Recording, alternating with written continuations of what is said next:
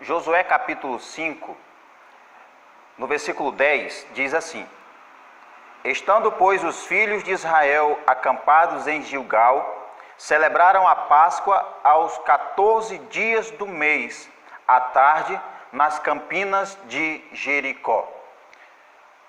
Nós estamos comemorando hoje, o domingo de Páscoa, onde muito é comemorado com coelhinho da Páscoa, com ovos de chocolate, que nós sabemos não ter nada a ver com o sentido real da Páscoa, O sentido da Páscoa não é um coelho, não é uma troca de ovos, tá? O sentido da Páscoa não é um homem dando presente a outro homem, não é um marido comprando um chocolate e dando para sua esposa. Esse não é o sentido da Páscoa, tá bom? Hoje nós vamos entender um pouco sobre a Páscoa e o seu real sentido.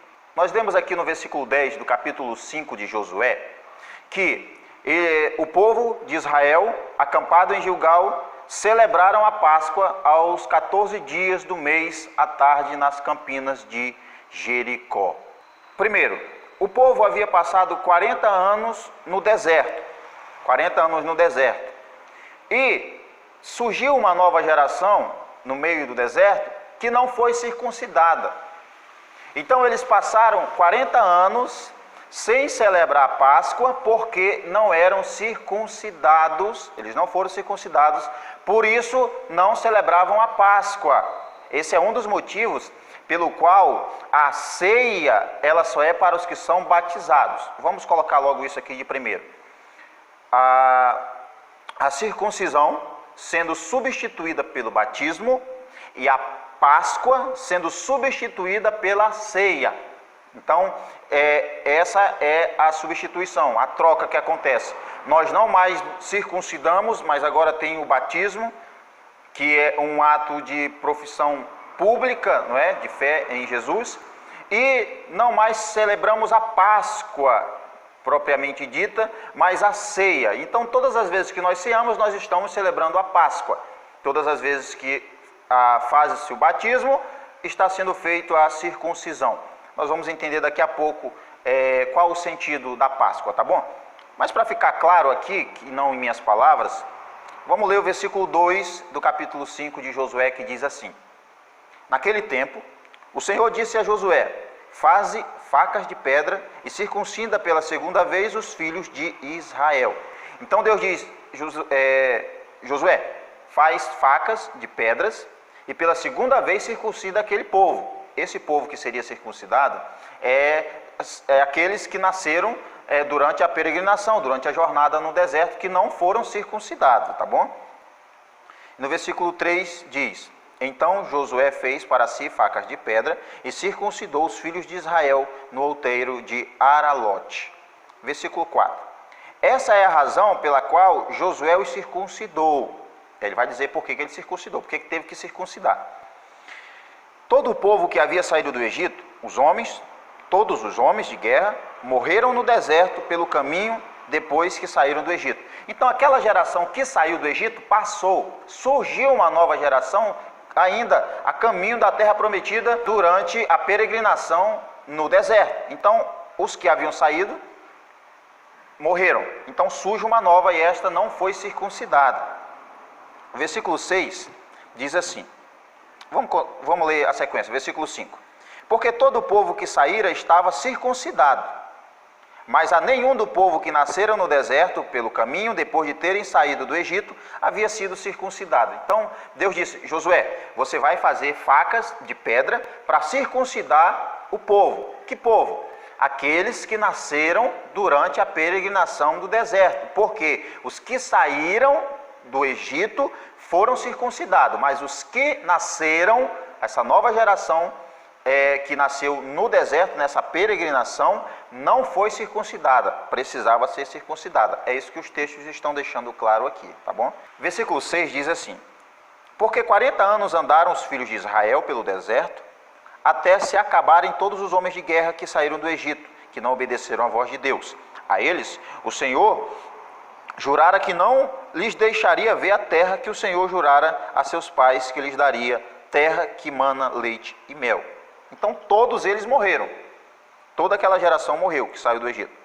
E versículo 7, a seus filhos que suscitou em lugar deles, isto é, que vieram no lugar deles, a estes Josué circuncidou, pois estavam incircuncisos, e eis que não os haviam circuncidado no caminho.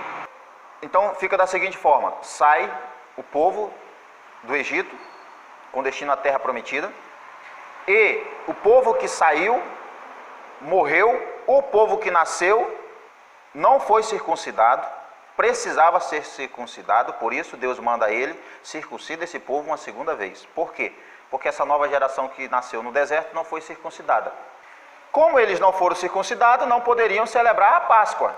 Por isso Josué então tem que circuncidar eles, para que só então eles pudessem celebrar a Páscoa. E como celebrar essa Páscoa? Num ato de memorial, numa forma de agradecimento a Deus, de lembrar tudo o que Deus havia feito, de como Ele tirou eles de uma forma tão poderosa do Egito. Então esse é o significado da Páscoa propriamente dita. É o povo que foi resgatado da terra do Egito, o povo sendo liberto, a libertação de um povo que estava sendo escravizado pelos egípcios. E então Deus providencia para eles a saída dessa terra opressora, a libertação deles. Isso é Páscoa. Isso é Páscoa.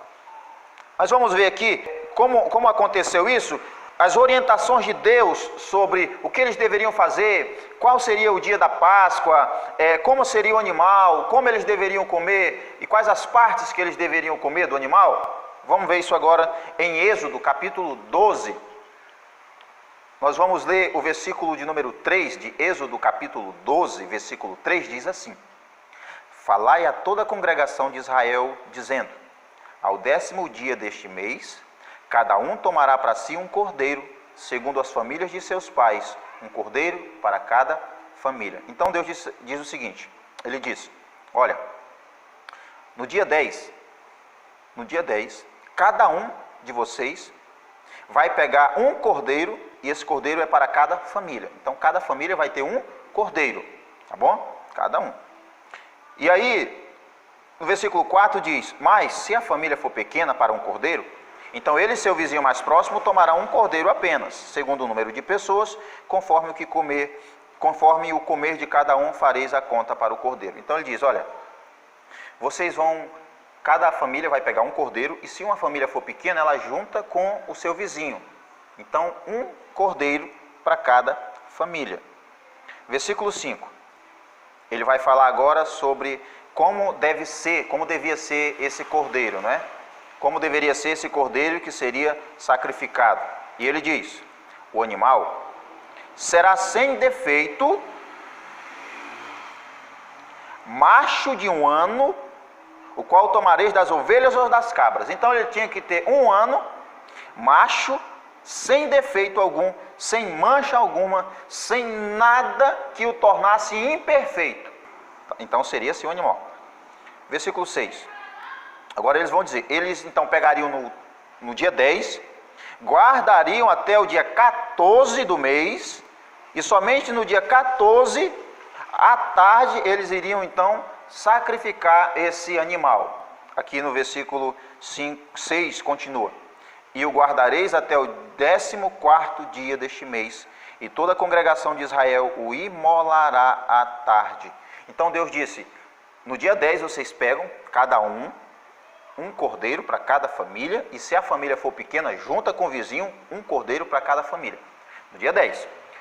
No dia 14, vocês vão sacrificar ele à tarde. Continua as recomendações do versículo 7. Tomarão do sangue e o porão nas ombreiras e nas vergas das casas em que o comerão. E colocar nas ombreiras e nas vergas. Eu vou deixar aqui do lado, você vai estar vendo imagens que ficam melhor para você entender o que são ombreiras e o que são vergas das casas. Bem mais simples de você compreender, tá bom? Versículo 8. Naquela noite, eles matam à tarde, naquela noite comerão a carne assada. Isso é, na noite do dia 14. Eles matam à tarde, comem à noite. Veja só. Naquela noite, comerão a carne assada no fogo e pães sem fermento, com ervas amargas, e comerão. Não comereis dele cru nem cozido, em água, senão assado no fogo, sua cabeça, seus pés e suas entranhas. Não deixareis dele até pela manhã, e o que dele restar pela manhã, queimareis no fogo. Então Deus disse, olha, após vocês matarem ele, vocês vão comer a carne dele assada no fogo e com pães sem fermento. Tem que ser assado, não pode ser cozido e não pode ser cru, como diz no versículo 9. Não comereis dele cru, nem cozido em água, mas assado. E mais, ele disse que teria que ser comido com pães sem fermento e também com ervas amargas eles comeriam. E Deus diz mais, vocês não podem deixar nada, nenhuma sobra, mas se acontecer de alguém deixar, pela manhã, queimem o que sobrar, joga no fogo, queima também. O versículo de número 11 diz assim, assim o comereis, os vossos lombos cingidos, tá? Vossos calçados em vossos pés e vosso cajado nas mãos, e o comereis às pressas, é a Páscoa do Senhor. Ele está dizendo, vocês vão comer ele, mas já vão estar preparados, tá? Vocês vão comer ele, mas vão estar preparados já para ir embora. Ele diz, assim o comereis, ou seja, eles iam estar vestidos, calçados, com cajado na mão, prontos para sair do Egito. Então isso é a Páscoa. É a celebração da saída do povo do Egito, do fim daquela escravidão do povo de Deus na terra do Egito. Isso é a Páscoa. Uma outra questão muito importante é que Deus disse que eles teriam que fazer isso perpetuamente. Versículo 14 do capítulo 12.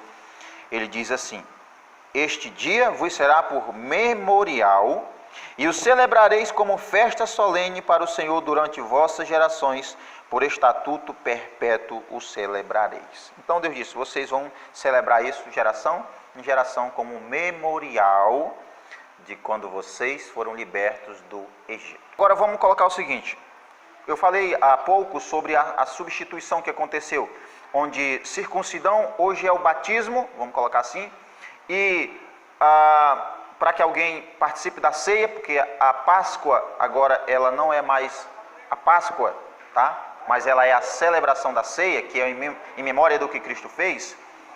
Então, por isso, alguém que não foi batizado não pode participar da ceia, como alguém que não era circuncidado não poderia participar da Páscoa, não poderia celebrar a Páscoa, tá bom? Eu creio que ficou bem explicado aí. Se você tiver alguma dúvida, pode deixar no comentário, tá bom? Falar alguma coisa que você não entendeu e eu poderei gravar um vídeo falando só em cima da sua dúvida, tá bom? Ok, então isso é a Páscoa. Nós vimos aqui em Êxodo, nós vimos lá em Josué capítulo 5, que foi celebrado a Páscoa, e em Êxodo capítulo 12, nós entendemos o que é a Páscoa. Bom, a questão é, um cristão, hoje, ele celebra a Páscoa ou o que é? Qual é o significado? Nós não celebramos a Páscoa dessa forma. Por quê?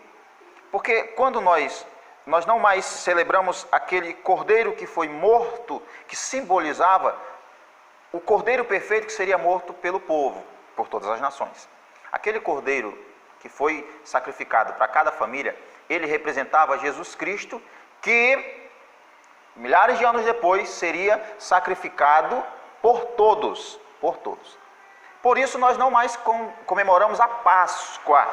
Nesse momento de Páscoa, nós comemoramos a ressurreição de Jesus. Aquele período da sua morte, né, o seu sofrimento, a sua morte e a sua ressurreição.